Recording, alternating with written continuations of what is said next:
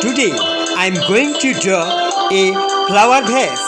But see how I draw, then you may draw on your drawing copy.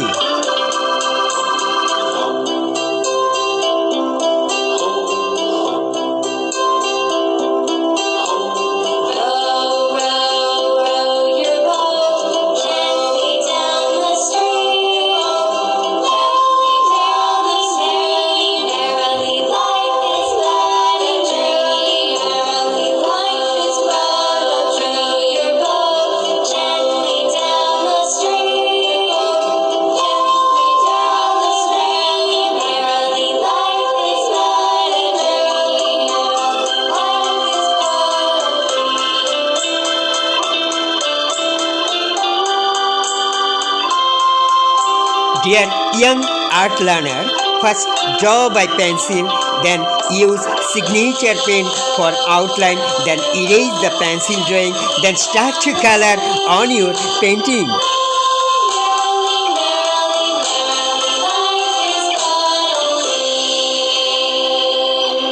Hopefully, all of you are enjoying our online drawing lesson.